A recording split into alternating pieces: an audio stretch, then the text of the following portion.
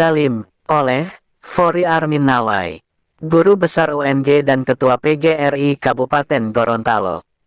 Istilah zalim yang dalam bahasa Arab ditulis zolim, dalam ajaran Islam adalah meletakkan sesuatu atau perkara bukan pada tempatnya.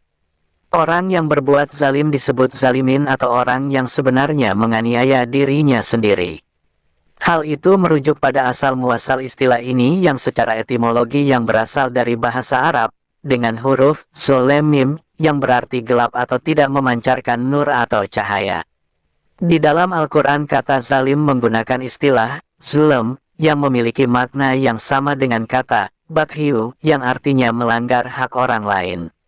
Dengan begitu, jika merujuk pada istilah yang darimu adalah milikmu, maka sikap, tindakan dan perbuatan sewenang-wenang untuk menindas atau melukai harkat dan martabat orang lain, secara langsung atau tidak langsung berarti menganiaya diri sendiri. Artinya, karena sikap dan tindakan itu berasal dari dirimu, maka sekali waktu dia akan kembali kepada dirimu.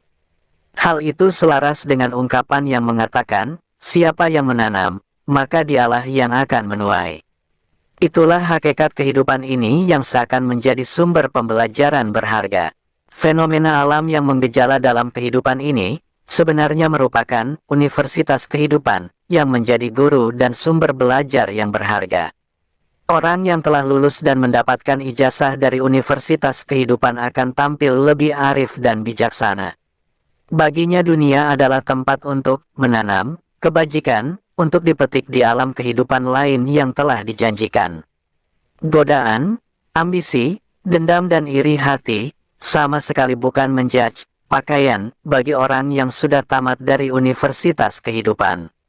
Dalam konteks ini, sifat zalim atau zolim yang selalu berpikir dan bertindak negatif, menjegal orang lain, menaruh kebencian kepada orang lain atau menyakiti orang lain, diibaratkan seperti tengah menanam keburukan yang kelak akan dituai jua.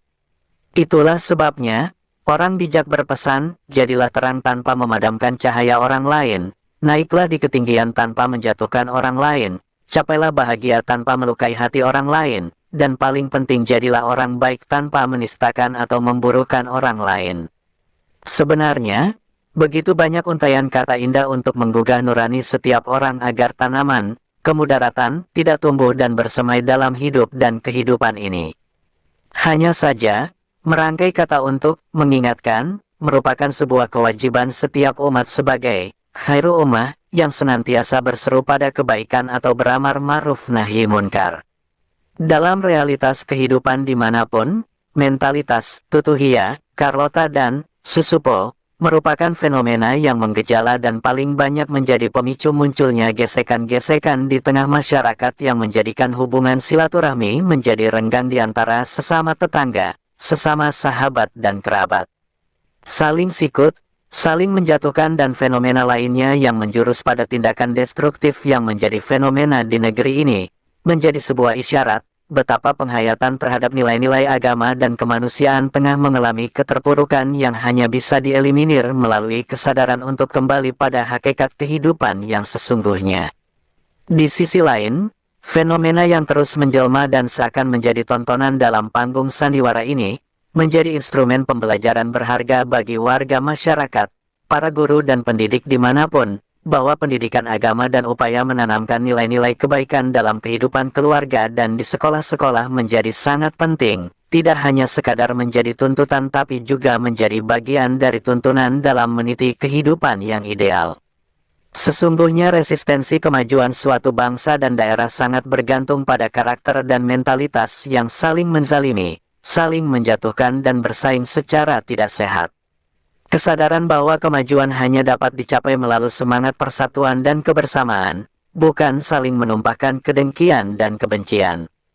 Terkadang